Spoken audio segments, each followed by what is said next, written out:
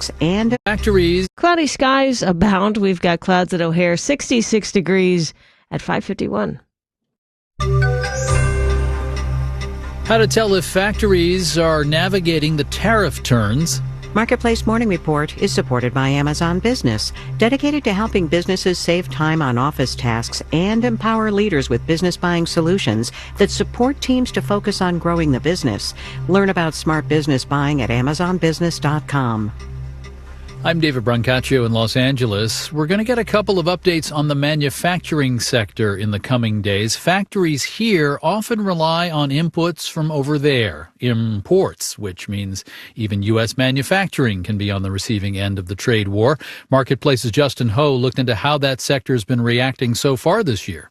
S.L. Munson & Company is a manufacturer in Columbia, South Carolina that makes precision tools for other manufacturers. Company president Lyman Munson says the company imports components from Europe, which means he has to pay a 10% tariff on those imports.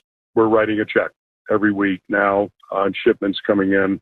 Munson says the company can't absorb that 10% tariff, but passing that cost along to his customers hasn't exactly been easy. We're getting some pushback. Some companies are offering to negotiate. We have another customer who today said, we're not going to pay any tariffs. Last month, manufacturers surveyed by the Institute for Supply Management said demand for manufactured goods contracted. And if you look at the comments, 86% of our panelists this past month have cited tariffs. That's ISM's Susan Spence. Manufacturers also said they're reducing production and employment. People were saying we're not backfilling, we're not replacing people, and a fair number of the comments were around we continue to do layoffs. That said, we haven't seen any mass layoffs happen in the sector so far this year, says Scott Paul, president of the Alliance for American Manufacturing. He says that's because businesses are reluctant to make any big decisions since the president's tariff policies have changed so much. Uncertainty is the enemy of making capital investments, of making permanent hiring, and of making plans for growth in the future. Paul says we still don't know what tariff policy is going to look like a month from now. And until we do, he says the manufacturing sector is going to keep postponing those kinds of decisions. I'm Justin Ho for Marketplace.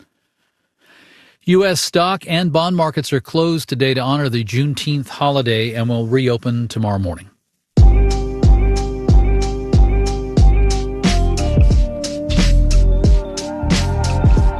Marketplace Morning Report is supported by Odoo, offering software that provides building blocks for creating a custom software suite. Odoo, what small businesses need. And by Schwab. Schwab offers investors choices like full-service wealth management, self-directed investing options, and trading on Thinkorswim. More at schwab.com. Juneteenth is a day that commemorates the formal emancipation of enslaved people in Texas by a Union general who took control of Galveston on June 19, 1865. Among the many legacies of the long history of inequality, according to the Pew Research Center, the median white household in the U.S. has about $250,000 in wealth versus $27,000 for the typical black household. Marketplace's Mitchell Hartman joins me now. He's been reporting for us on the racial wealth gap through the lens of Tulsa, Oklahoma, once home to Black Wall Street, once one of the most prosperous black communities in America, then devastated by an armed white mob in the Tulsa Race Massacre of 1921. Mitchell, hello. Good to be here. We wanted to spend some time talking about ways to reduce the persistent racial wealth gap in America.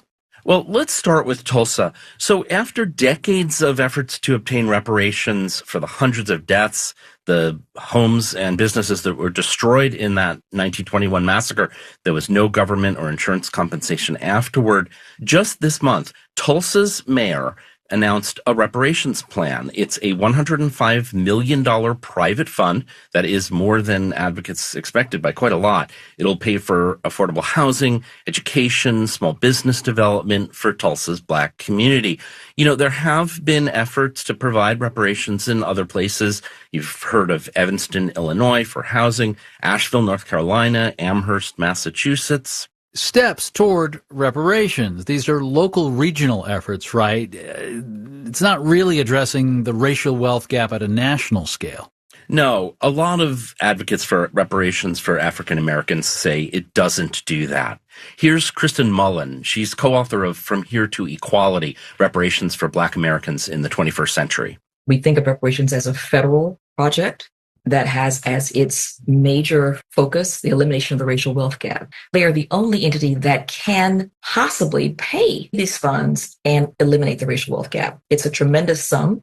And Mitchell, from your interviews and conversations, how do advocates of reparations think about how much is owed to Black Americans today? So calculations of this often start with the moment of emancipation. Most enslaved people, were sent into freedom without any resources or compensation. Reconstruction was eventually abandoned. Jim Crow segregation, lynchings, and massacres like the one in Tulsa just kept on destroying Black intergenerational wealth. Meanwhile, as Mullen's co-author, Duke public policy professor William Darity points out, white Americans get to homestead out on the prairie, they get free land, they put down roots, and they build wealth. And so whites are given an enormous largesse as the nation completes its colonial settler project in the West, while blacks who are newly emancipated are not even given the land that they formerly tilled for their slave masters. And, Darity says it continues right through the 20th century. You have federal housing assistance for white veterans after World War II. That mostly excludes Black veterans and redlines Black neighborhoods. The list just goes on. All told, Darity estimates redressing the racial wealth gap now through reparations would cost the federal government $16 trillion. $16 trillion. Here in June 2025, Mitchell, where does the effort for reparations stand at the national level? There's a House bill, H.R. 40, that has been introduced in every Congress since 1989. It would start a process to study reparations for slavery at the federal level. That process to study reparations for slavery at the federal level, that is not likely to go anywhere in this Congress. Overall, support for reparations for African Americans is a minority view. Pew Research Center finds that about 30% of Americans approve of the idea, 70% don't. Among blacks, more than 75% approve, while white approval is below 20%. Marketplace's Mitchell Hartman has been reporting on this. Mitchell, thanks. You're welcome. It's the Marketplace Morning Report. We're from APM, American Public Media. And be sure to